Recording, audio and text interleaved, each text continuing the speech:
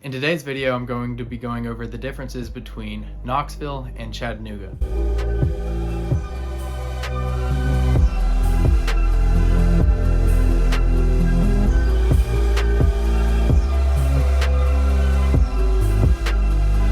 I'm going to be going over things like the population, the size, the growth, the geography, the demographics, the cost of living, the weather, and the community. So jumping into it, we're going to go over the good and also the bad.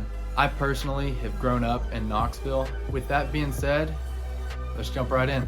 I will be starting off with Chattanooga, so let's get right to it. Alright, so starting off with the size, Chattanooga is 143.2 square miles. It sits in a valley just like Knoxville does, and you're going to be right in the middle of the Appalachian and the Cumberland Mountains. A very popular place is Lookout Mountain. When driving through Chattanooga, you will notice there are some houses that run across the mountain line, which is pretty cool. I'm sure they have a killer view. Looking at the population, it's going to be somewhere in the area of 185,000 people. And 50 years ago, it was 120,000. So you're going to be somewhere in the range of a 1.5 to 2% increase in people year over year.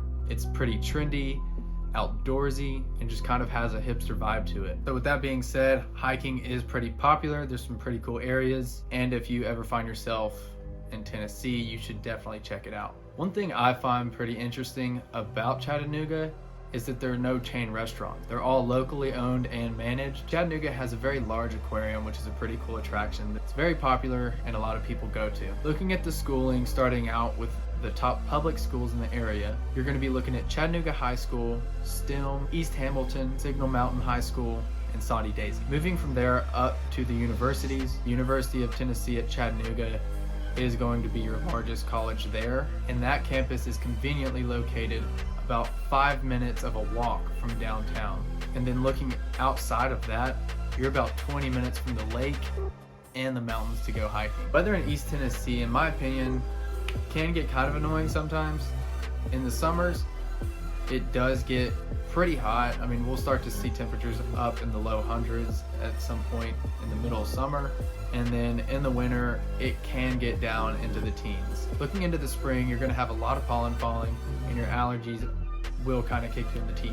You may get snow a couple of times in the winter, but nothing too crazy. Moving in to the crime, you're gonna be looking at a 6.6 out of 10. And out of 100 situations, there may be a crime pop up about 7 times. The cost of living in Chattanooga is below the national average, with an average income of around $50,000, about $2.60 a gallon on average, and about $1,300 in rent. Your average price point on a house is going to be around $367,000. The private schools are pretty large in Chattanooga, and one that sticks out is Baylor High School. It has an incredible campus and their sports are huge there. Alright, with that being said, let's move into Knoxville. Knoxville is a little bit smaller geographically, coming in at 104.3 square miles. Here in the greater Knoxville area, there are roughly about 700,000 people, and 50 years ago we were looking at 192,000, so that's about 2% growth in population on a yearly basis. Here in Knoxville, we're 936 feet above sea level, and just like Chattanooga, we're sitting in the Great Appalachian Valley. One of the cool things about Knoxville is in most areas, you can see the Smoky Mountains. They have long, narrow ridges, and they're flanked by broad valleys.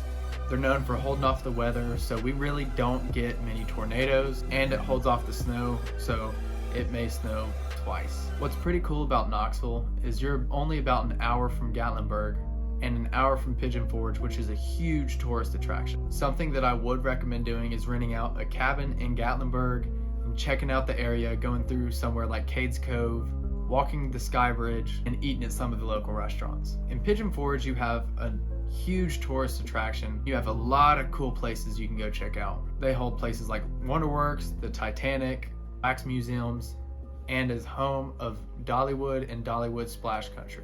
If you've ever heard of Dollywood, you know that Dolly Parton has done an amazing job. They have some awesome roller coasters, and in Dollywood Splash Country, you have some really cool water rides and water slides. Looking at the rivers and lakes, you have the Tennessee River that runs right through the heart of Knoxville. Start up in western Kentucky, and it kind of goes through a U shape, down through below Nashville, Alabama, and it comes up back through Knoxville and into southwest Virginia and the western part of North Carolina. Two of the big lakes around here are Fort Loudon and Norris Lake. Fort Loudon is a man-made lake which has a dam operated by TVA. The water level will lower in the winter, and then once the weather warms back up towards the early summer, they'll fill it back up. Norris Lake is beautiful. It's got a bright blue color to it. The crime rate in Knoxville is rated a 7.7 out of 10. However, over the past 20 years, it has decreased 50%.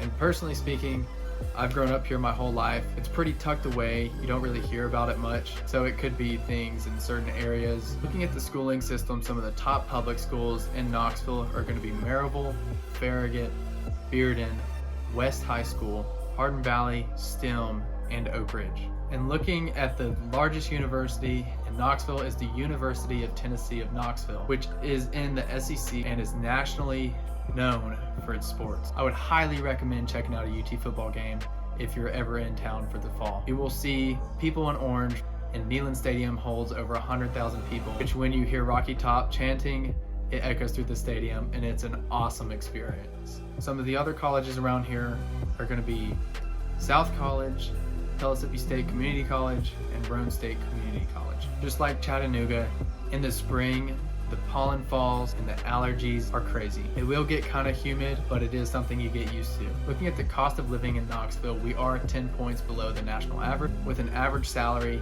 at $50,000, your average value of a house is going to be somewhere around $320,000. Rent's going to be somewhere around $1,000 a month, and gas is looking about $3.11 a gallon on average. With that being said, it pretty much wraps up everything I can compare of Knoxville and Chattanooga. I hope I was able to bring some value to you today and hopefully you learned something new. I would highly recommend to check them both out if you're ever in Tennessee. If you feel that this video helped you, I would really appreciate it if you liked the video and subscribe for future content. If you are in the market to buy a house in the greater Knoxville area, my name is Cooper. I would be honored to help you find your dream home and fit your needs. Or if you have any questions about anything, please feel free to reach out. All of my contact information will be in the description below, and I'll catch you on the next video.